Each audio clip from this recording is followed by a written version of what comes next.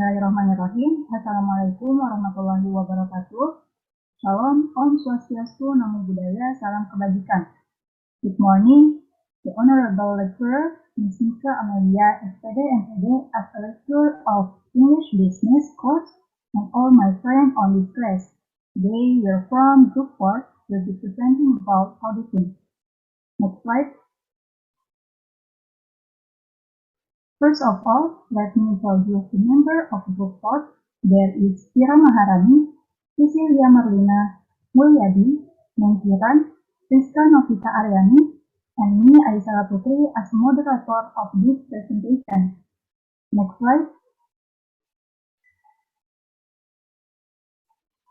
In this discussion about auditing, the material that will be discussed is about role auditor, type of audit, auditor-client relationship, describing rep, an auditor's report, and talking about trend, cause, and results. Next slide.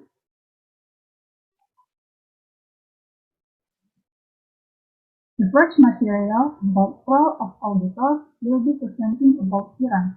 Kiran, the floor is yours.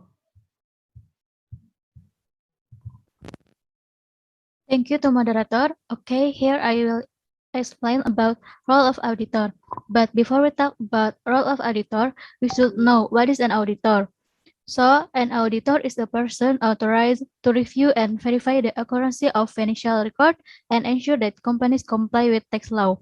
Nah, jadi auditor itu orang yang berwenang untuk meninjau dan memverifikasi keakuratan catatan keuangan dan memastikan bahwa perusahaan mematuhi undang-undang perpajakan.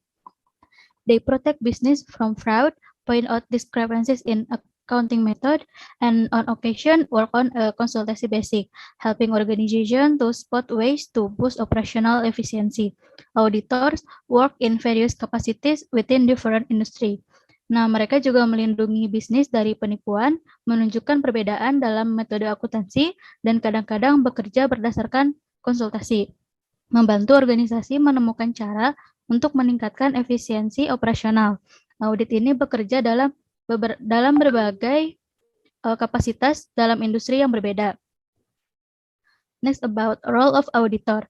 The primary role of an internal and external auditor will vary due to the underlying responsibilities of their respective function. Despite this difference, too, there is a certain degree of commonality due to fundamental objective, such as ensuring the accuracy and integrity of information and business process. Berikutnya mengenai peran auditor. Peran utama auditor internal dan eksternal ini akan bervariasi karena tanggung jawab yang mendasari fungsi masing-masing. Tapi terlepas dari perbedaan ini, ada tingkat kesamaan tertentu karena tujuan mendasar, seperti memastikan keakuratan dan integritas informasi proses bisnis. Next slide.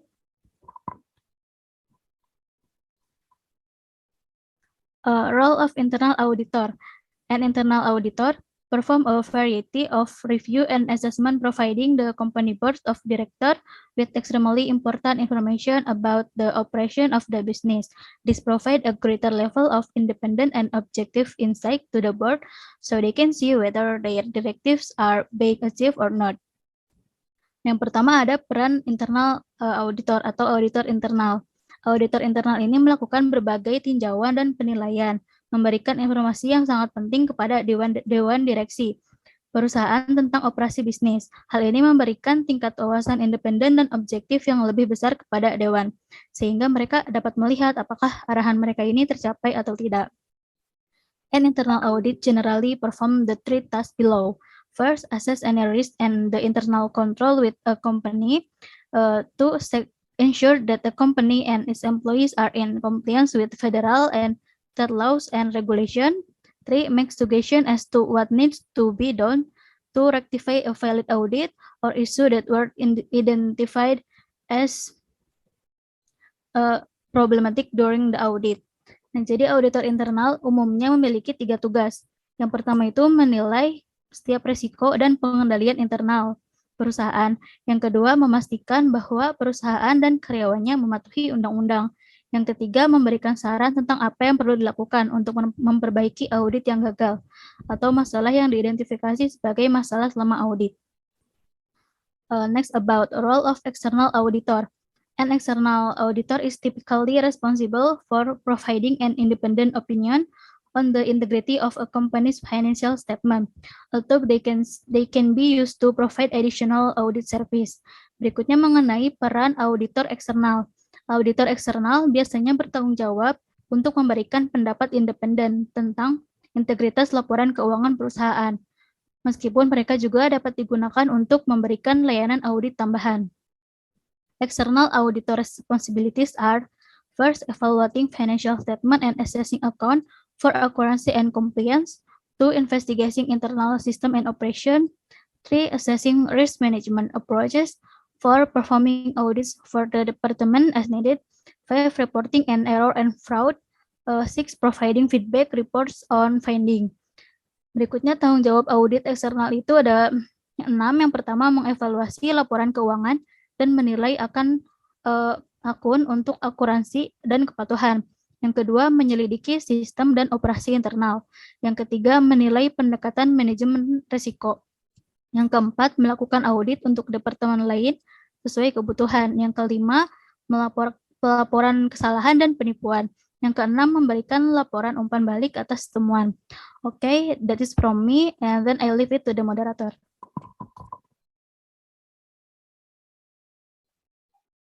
Okay, thank you, Kiran, for the presentation about role of auditor.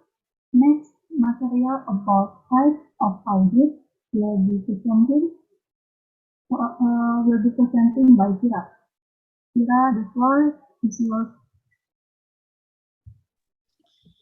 Thanks to the moderator for allowing me to read the next slide. Type of audit.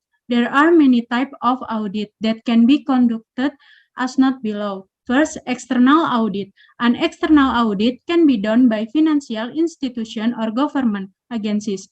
Auditor must follow the GAS or the generally accepted auditing standard. The outcome of an external audit is an audit report that outlines whether the financial information given by your business is accurate or not. Next. 2. Internal audit. An internal audit is performed by an in-house team or an individual who work in your business. Internal audit enable you to understand how well your business is doing and whether it is legally compliant or not. 3. ERS tax audit. An ERS tax audit is an external audit that investigates whether the tax return filed by your business are correct or not. It focuses on determining whether the tax payment you made are accurate and whether you have reported everything clearly. 4. Financial audit. The financial audit are one of the common type of audit. A financial audit is performed to ensure that the information revealed in the financial statement is correct. 5. Operational audit. Operational audit can help uncover inefficiencies and wastage in a business. It determines the efficient use of resources to meet business goals and can identify how business operation can improve. Next. 6. Compliance audit. Compliance audit reveal if the business is complying with regulations such as those for smoking condition. It takes into account the law, local regulation, and the standards set by the business. 7. Information system audit. Information system audit help in the proper evaluation of data process and check that determine the accuracy of data from the system. A. Payroll audit. A payroll audit is one of the type of audit that are usually conducted by internal team. The payroll audit examines and investigates the precision of the information in relation to payroll processing. This include the way employee relate information, tax data, and PIRET. 9. PIRET audit. PI audit. A PI audit can find out if unfair practice are part of the business, such as different pay rate for people of different gender, age, and rate for the same position. A pay audit comprises the pay rate of business with those that work similarly. Next. Nah, kemudian ada exercise. Look at the following activities and decide which one are normally done internally or externally. Jadi di sini kita suruh menentukan kegiatan yang bisa dilakukan oleh seorang auditor. Tentukan mana yang internal dan mana yang eksternal. Yang pertama ada spend time getting to know the business as well as the environment and the industry in which it operate. Nah, itu artinya saya menghabiskan waktu untuk mengenal bisnis serta lingkungan dan industri di mana ia beroperasi. Itu termasuk ke dalam internal. Yang kedua, analisis the internal business and financial system used to make and record transaction. Artinya menganalisis bisnis internal dan sistem keuangan yang digunakan untuk membuat dan mencatat transaksi, termasuk ke dalam internal. Yang ketiga, gather evidence on the financial control system and the figure in the financial statement. Artinya, mengumpulkan bukti tentang sistem pengendalian keuangan dan angka-angka dalam laporan keuangan termasuk ke dalam internal. Yang keempat, give advice on the business method, the transaction of the company. Yang keempat, memberikan nasihat tentang metode bisnis dan transaksi perusahaan merupakan tugas dari eksternal. Yang kelima, examine financial statement to determine whether they conform to generally accepted accounting principle. Menerima laporan keuangan untuk menentukan apakah mereka sesuai dengan prinsip akuntansi yang berlaku umum merupakan tugas eksternal. Yang keenam, prepares the financial statement in accordance with the generally accepted accounting principle of the country where the enterprise operates. Itu termasuk ke artinya menyiapkan laporan keuangan sesuai prinsip akuntansi yang berlaku umum di negara tempat perusahaan beroperasi, termasuk ke dalam internal. Yang ketujuh, examine the management report and determine whether it conform to the financial statement. Artinya, memeriksa laporan manajemen dan menentukan laporan tersebut sesuai dengan laporan keuangan, itu termasuk ke eksternal. Yang ke-8, guarantees the correctness of the figures presented in the accounts. Itu termasuk tugas eksternal. Yang ke-9, provides consulting service, menyediakan jasa konsultasi termasuk ke eksternal.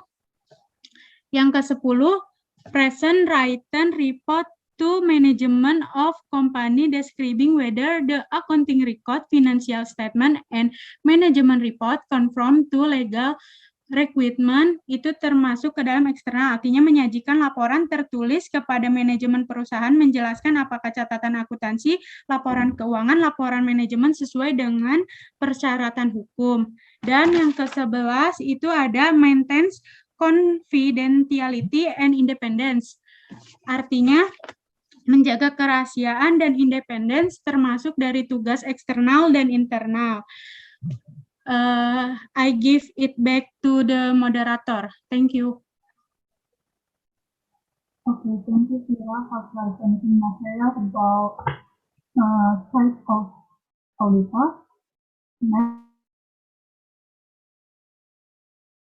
Okay, the next material is about auditor-client relationship that will be presented by Cecilia Martina. Cecilia Martina, the floor is yours. Okay, thank you for giving me the time to present. The material that I will present is auditor-client relationship. Auditors have an important role in bridging the interests of external parties as investors and the interests of the company as users and providers of financial statement. The audit process involves two parties, namely the auditor and the client, in carrying out the audit. Of course, there is a relationship communication between auditors and the client. Jadi auditor ini mempunyai peran penting dalam menjabatani antara kepentingan pihak luar perusahaan seperti investor dan kepentingan perusahaan sebagai pemakai dan penyedia laporan keuangan. Proses audit ini melibatkan dua pihak, yaitu auditor dan klien. Dalam pelaksanaan audit tentu terjalin sebuah hubungan komunikasi antara auditor dan klien. The auditor-client relationship is an important interdependent relationship in the audit environment, as the financial statement are a joint product of both the clients and the auditor's action. Entel and Nelbov 1991. Menurut Entel dan Nelbov pada tahun 1991, hubungan auditor dan klien adalah hubungan saling ketergantungan yang penting dalam hubungan audit. Karena laporan keuangan merupakan produk gabungan dari tindakan klien dan auditor. Next. Why is building communication or relationship with client is so important? Because a strong auditor-client relationship can help advance an organization and the organization mission. Good communication or relationship will make it easier for the auditor to obtain the information needed to be able to prepare reports and to provide recommendation or opinions on the result of the examination.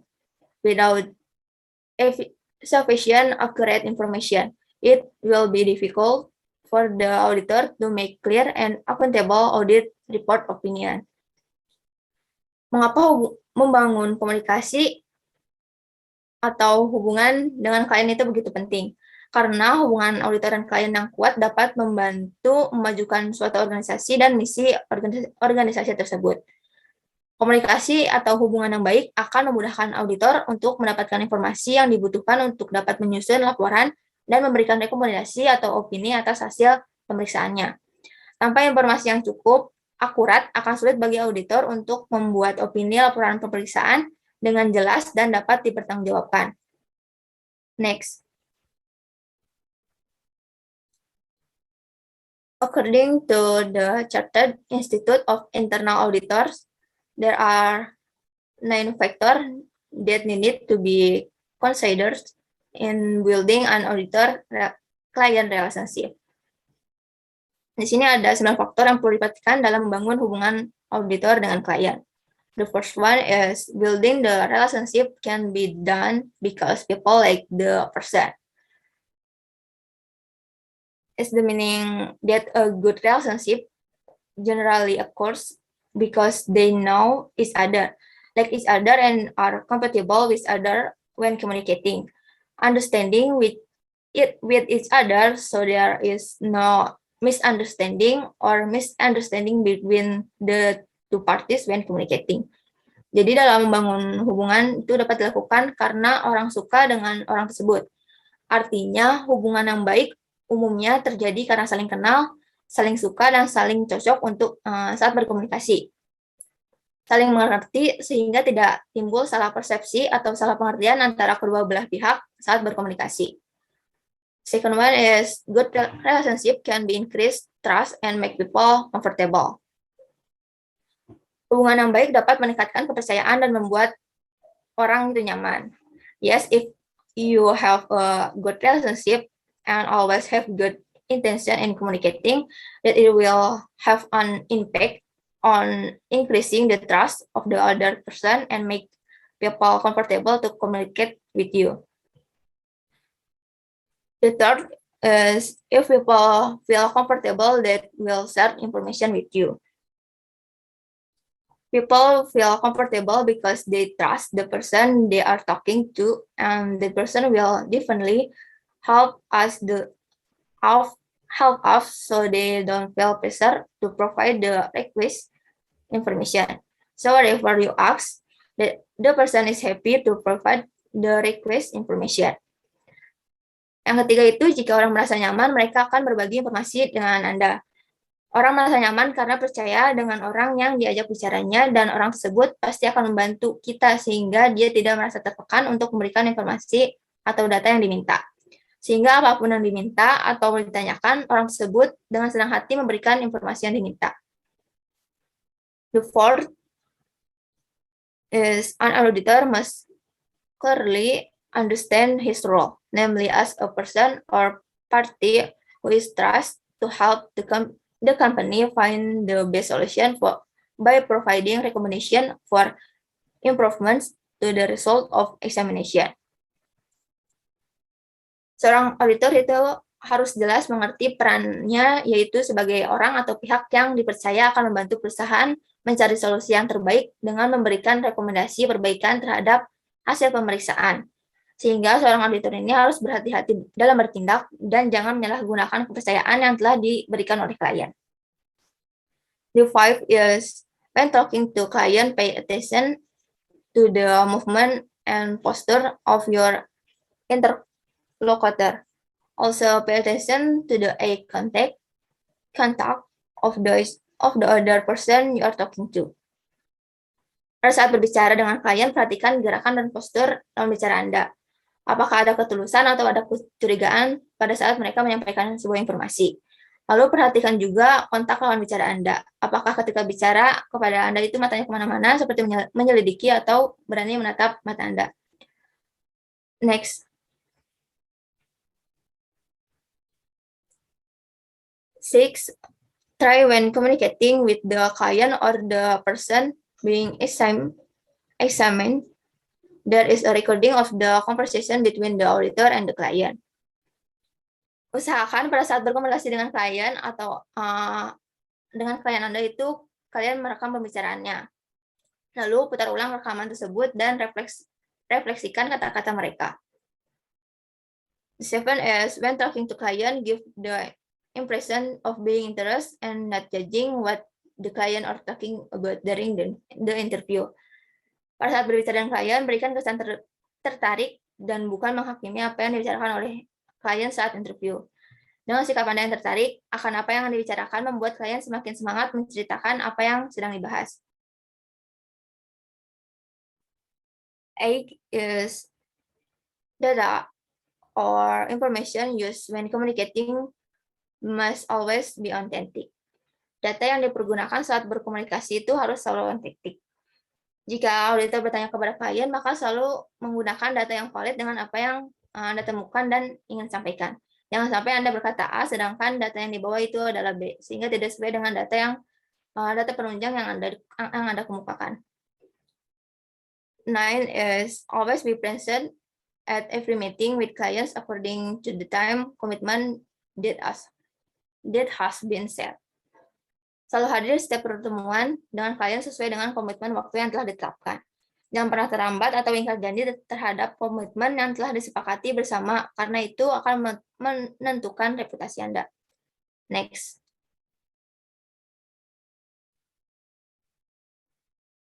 Audit quality is the result that is expected by the parties to be responsible for the financial statement.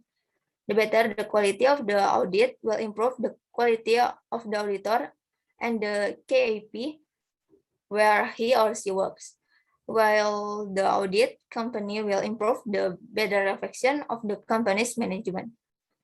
Efforts to improve audit quality results need to be implemented jointly between the auditor and the client, where positive symbolic relationship must be applied.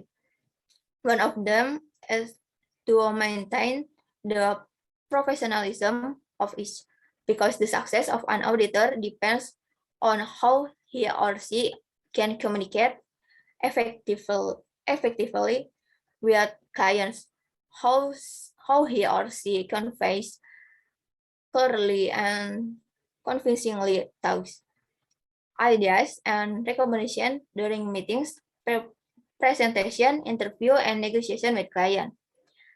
Kualitas audit adalah hasil yang sangat diharapkan oleh para pihak untuk pertanggungjawaban sebuah laporan keuangan. Semakin baik kualitas audit akan meningkatkan kualitas auditor dan KAP tempat dia bekerja. Sedangkan bagi perusahaan yang diaudit akan memberikan cerminan pengelolaan perusahaan yang semakin baik. Upaya meningkatkan hasil kualitas audit perlu diterapkan bersama antara auditor dan klien, di mana hubungan simbolik yang positif itu harus diterapkan. Salah satunya adalah menjaga profesionalitas masing-masing. Karena kesuksesan seorang auditor tergantung bagaimana dia dapat berkomunikasi dengan efektif dengan klien. Bagaimana dia menyampaikan dengan jelas dan meyakinkan ide-ide dan rekomendasi selama meeting, presentasi, interview, dan negosiasi dengan klien. It's enough for me. I will return to the moderator. Okay, thank you, Cecilia, for presenting material about auditor-client relationship. Next material is about describing that will be presenting by Rizka. Rizka, the floor is yours. Okay, thank you, moderator. I will explain about graphs. Okay, why do you need use chart, graphs, and diagrams?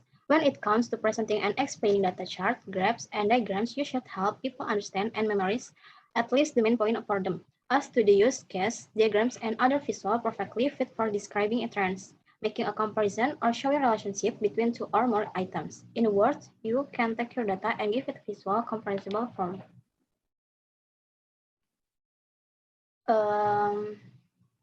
There are the main four types of graphs. Number one, bar graphs. Bar graphs are used to show relationship between different data series that are independent of each other. In this case, the height and length of the bar indicates the measure value or frequency. The bar graphs show which category is the large and which is the smallest one. Each group should be independent so that the changes in one do not influence others. The bars or column can be drawn either vertically or horizontally as it doesn't make any difference. Okay, this is an example. The bar chart below show the number of men and women studying engineering at Australian University. Summarize the information in the chart by selecting and reporting the main features. Make comparison where relevant. Okay, the answer. The bar chart illustrates the number of men and women studying engineering at Australian University between the years 1991 and 2012 at 10 years intervals. It can be seen that the number of male students fell slightly from 14,000 in 1992 to 12,000 in 2002, and then remain level through the following decade. The number of female students is relatively low, starting at 2,000 each decade. This led to a rise the total number of engineering students from 16,000 to 18,000 in this period. Overall, we can see a clear upward trend in the number of female engineering students in Australian universities, while the number of male students seem to have leveled off. Okay, this is line graphs. Line graph represent how to data change over time. This type of chart is especially useful when you want to demonstrate trend or number are connected. This is pie chart. Pie charts are designed to visualize how a wall is divided into various parts. Each segment of the pie is a particular category within the total dataset. This type of chart converts information into points on a grid that is connected with a line to represent trends, change, or relationship between objects, numbers, dates, etc. These lines show movement over time affected by the increase or decrease in the K factor. Okay, this is example line graphs. The graphs show information about technology usage in the UK over time, summarize the information by selecting and reporting the main features, make a comparison where relevant. Okay, the bar graph show the rate at which British people adopt new technology over a 15-year period from 2000 to 2015. The figures are given as percentage of the population. Overall, there was widespread adoption of new technology during these years. Nearly 9 out of 10 people in the UK were online by 2015. The figures of having broadband in the home, ownership of a smartphone, and use of social media platform were all high that year too, at around 70 to 80%, and nearly half the population own tablet. The only exception to this is smartwatch ownership, which remained comparatively low at 5%. If we look at the trend over time, we can see the effect of new technology increase dramatically. In internet usage tripled and social media usage grew strongly by 17.8 percent point. Smartphone and tablets appeared in 2010 and similarly, these follow a step upward trajectory. However, for some products, the graph showed that growth slowed down noticeably after an initial surge. Social media use, for instance, was near zero in 2005 and shot up to 52% in 2010 before climbing slowly to 80% in 2050. Also, broadband subscription rose steadily by 30% point every 5 years to 2010, but by a modest 4% points after then.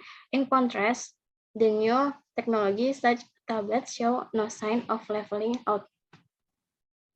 Okay, this is pie chart. The pie chart is primarily used to illustrate how different parts make up a whole. The best way to present your data in a pie chart is to compare the categories with each other. Okay, this paragraph show the result of a survey in which people aged 16 and over were asked about their preferred device for accessing internet. The question referred to going online at home and in other places. Participants mentioned four main devices in their answer: a smartphone, a laptop, a tablet, and a desktop computer. From the pie chart, it is clear that the majority of participants prefer to use smartphone and laptop, with just 3% difference between the two. Nearly a third of participants prefer to go online with a smartphone. 30% like to use laptop. A desktop computer account for 14% of user preferred device. Only small minority prefer a device other than the smartphone. Next, diagram. Diagram is a plain drawing or outline how to spread parts work and overlap at the connecting point. To describe diagrams or any other type of graphs as clearly as possible, you should name each visual element. For example, the vertical axis shows, the horizontal axis represents, the curve illustrates, solid line shows, the shade area describes, this colored segment is for the red bar. Okay, I will return back to moderator. Okay, thank you, Rizka. The explaining material about describing graphs. Next material is about an auditor's report that will be presented by myself. An auditor's report. Next slide.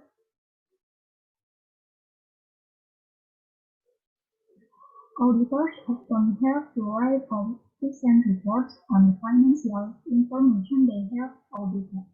This is especially important for enterprise with branch or subsidiaries in foreign countries. Auditor seringkali harus menulis atau menyampaikan laporan tentang informasi keuangan yang telah mereka audit. Hal ini sangat penting bagi usaha atau cabang atau anak perusahaan di negara-negara asing. Definition of an auditor's report is different for each institution, including first, investor use auditor report and auditor financial statement to assess the financial performance and financial position of entities for their investment opportunities. Second, government agencies use audit report and financial report to assess the completeness and accuracy of tax report. In the third, shareholders and the board of directors use audit report to assess the integrity of management and the transparency of financial statement. Fungsi laporan audit berbeda untuk setiap institusinya. Yang pertama, investor menggunakan laporan audit dan laporan keuangan untuk menilai kinerja keuangan dan posisi keuangan entitas untuk peluang investasi mereka. Lalu yang kedua ada lembaga pemerintah menggunakan laporan audit dan laporan keuangan untuk menilai kelengkapan dan keakuratan laporan pajak. Dan yang ketiga yaitu pemegang saham dan dewan direksi menggunakan laporan audit untuk menilai integritas manajemen dan transparansi laporan keuangan. Next slide. Type of audit report or type of audit opinion. Jenis laporan audit atau opinion audit. Next slide. The first is disclaimer of opinion. In this audit report, the auditor does not express any opinion regarding the client's financial statement. The reason may be that the auditor is not authorized or is unable to complete all the planned audit procedure. The second is modified unqualified opinion.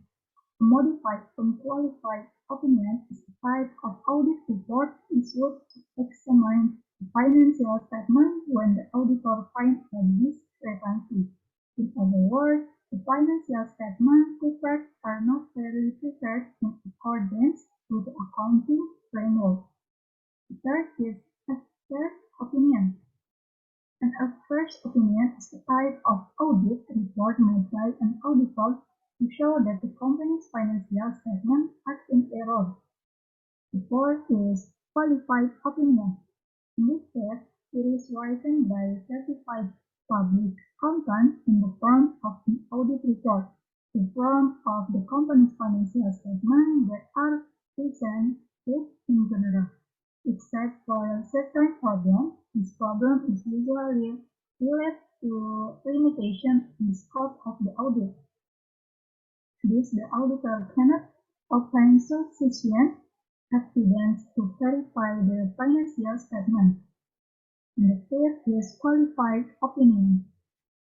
It is a type of audit report issued by the auditor when he believes the accounting policies and their implementation and effects have been accurately disclosed in the financial statement. This type of audit report is the most common in companies.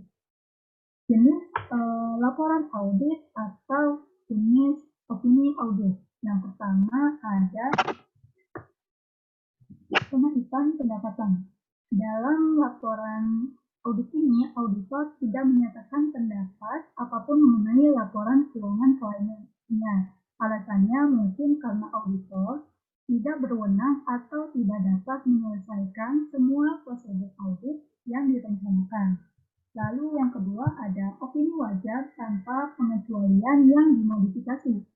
Opini wajar tanpa pengecualian yang dimodifikasi adalah jenis laporan audit yang diterbitkan untuk memeriksa laporan keuangan ketika auditor menemukan ketidaksesuaian. Dengan kata lain, laporan keuangan yang disusun tidak disajikan secara wajar sesuai dengan kerangka akuntansi. Lalu yang ketiga adalah opini yang merugikan. Opini tidak wajar adalah jenis laporan audit yang dibuat oleh auditor untuk menunjukkan bahwa laporan keuangan perusahaan tidak benar. Lalu yang ketiga ada qualified opinion atau opini wajar. Dalam hal ini ditulis oleh akuntan publik bersertifikat dalam bentuk laporan audit. Bentuk laporan keuangan perusahaan yang disajikan secara umum, kecuali untuk masalah-masalah tertentu. Masalah ini biasanya terkait dengan keterbatasan ruang lingkup audit. Dengan demikian, auditor tidak dapat memperoleh bukti yang cukup untuk memverifikasi laporan keuangan. Lalu yang terakhir ada qualified opinion atau opini wajar. Ini adalah jenis laporan audit yang dikeluarkan oleh auditor ketika dia yakin bahwa kebijakan akuntansi dan penerapannya serta dampaknya telah diungkapkan secara akurat dalam laporan keuangan. Jenis laporan audit ini adalah yang paling umum di perusahaan. Next slide.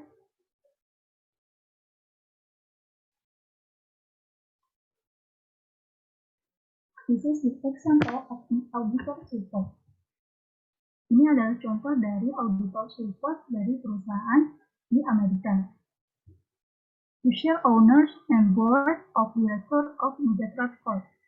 We have audited the accompanying statement of financial position of Megatrust Corp and consolidated affiliates as of December 31, 2007 and 2006, and statement of earnings, change in share owners' equity and cash flow for each of the years in the 3-year period ended at December 31, 2007.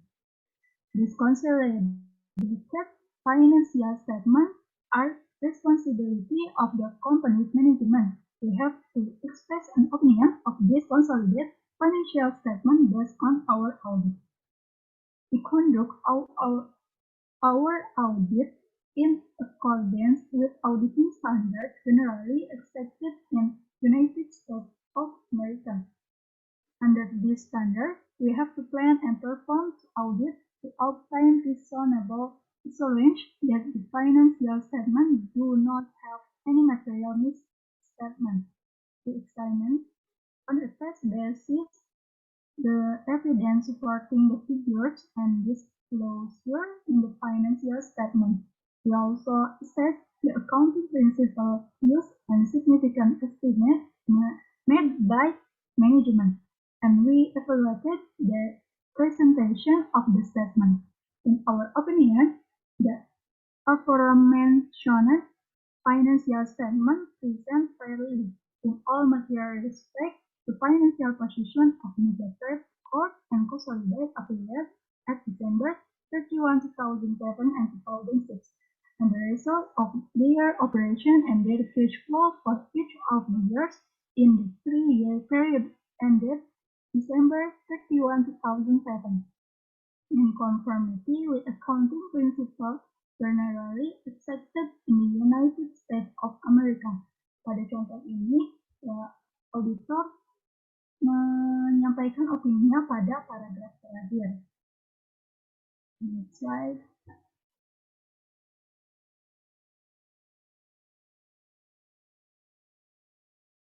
Okay, next slide is about talking about trend that will be presenting by Mulyadi. Mulyadi, the floor is yours.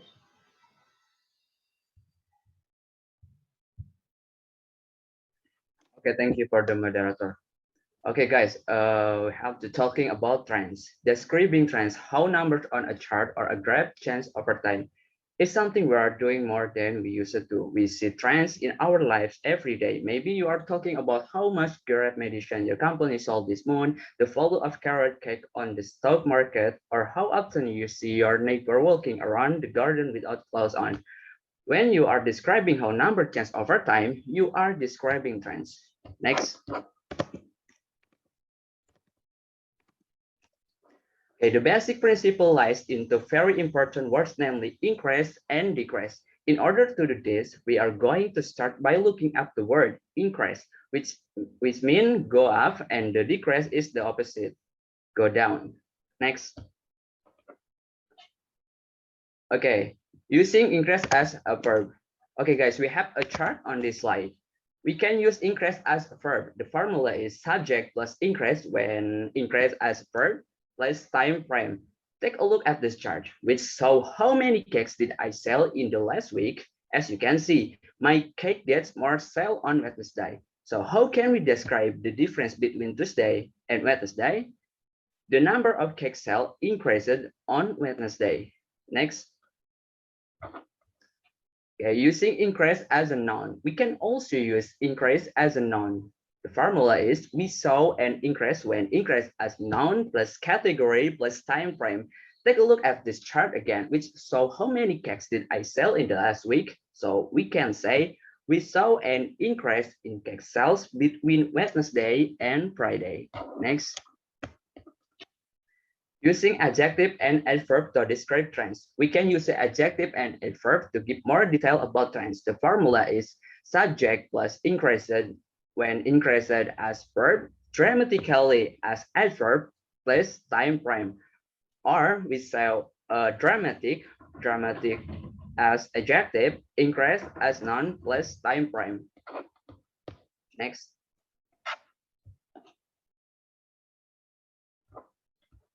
When we are describing trend in English, we may want to find out when a change is big or small or good or bad. That's when we modify them. We do this with adjective and adverb. For this example, let's use the word dramatic and dramatically. When you use increase as a verb, then use the adverb dramatically. Next. Let's look at this in more detail. How many cakes did I sell in the last week? And then we can say the number of cake sales increased dramatically on Wednesday, or we saw a dramatic increase in cake sales on Wednesday. Other word for decrease on other word for decrease on increase. You can replace the word increase on dramatical with other word like this. Oke guys, lihat di sini ada beberapa kata yang bisa diubah ya dari increase dan dramatikalnya itu bisa diubah dari kata increase itu diubah bisa went up, climbed, rose, peaked, recovered, improved dan lainnya. Oke, next. Talking about cause and result. Cause means the cause or cause of something. Now, the meaning of effect. The word effect can be translated into the result or result of an action. From the above understanding, we can conclude that cause and effect means cause and effect. Cause and effect is a concept that describes the relationship of two or more situations that cause each other and are caused by each other. Cause tells about why something happened, and effect talks about what happened. The result section is a section containing a description about the main finding of a research, whereas the discussion section interprets the result for readers and provide the significance of the findings.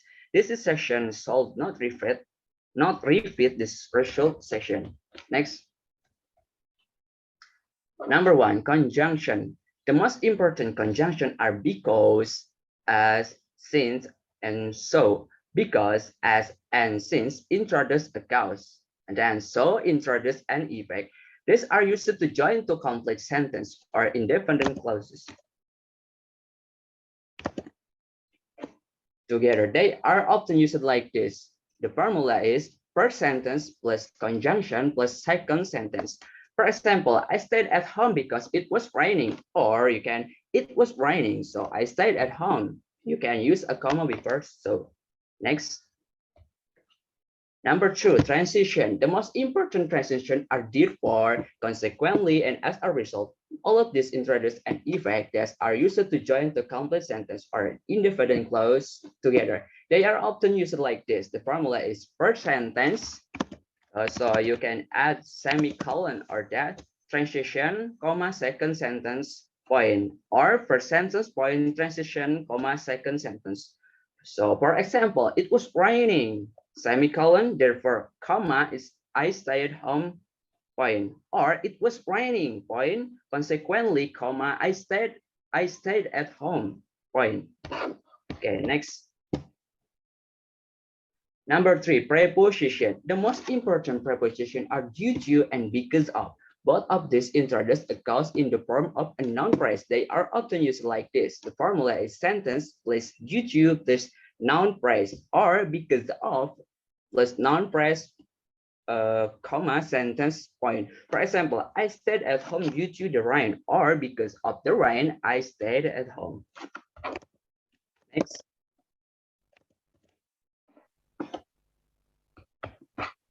Okay, guys. Some phrases to help you shuffle. You can use the phrases below to help use cause and results to talk about business topic with your partner. Okay, for the cause, this happened because blah blah blah. This increase or decrease is due to blah blah blah. This is a result of blah blah blah.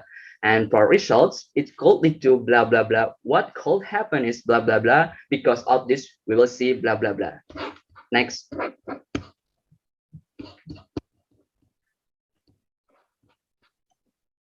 Look at the following sentence and decide which graph or chart goes best with the description. Jadi di sini ada latihan buat kita semua melihat menganalisa satu grafik. For A chart, the answer is figures have increased slightly. For B chart, this is a gradual drop. For C chart, figures have increased steadily. For D chart, the situation is stable. For F chart, this is significant drop. For H chart, there have been some fluctuation. For H chart, the situation was pretty bad, but is now improving slowly. For I chart, figures have increased dramatically.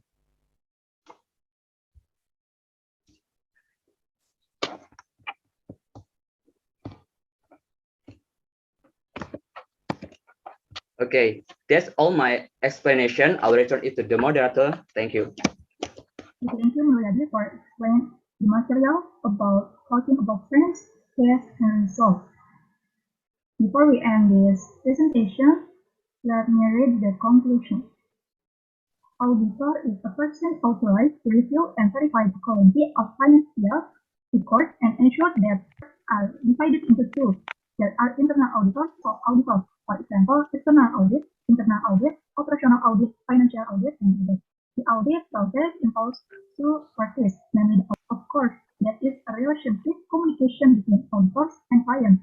The purpose of conducting an audit of financial statement is to ensure that the financial statement owned by a company, organization, or institution has been prepared using accounting principles and standards applicable in Indonesia. Graphs are important elements needed by auditors. For example, bar graphs, pie charts, line graphs, and diagrams. The trend in the part of the graph where the numbers change over time. We see trends in our life every day. When you describe how numbers change over time, you are describing a trend. Okay, this is the presentation from Group 4 about editing. Thank you, and hopefully the presentation will give you benefit. Thank you, and wassalamualaikum warahmatullahi wabarakatuh.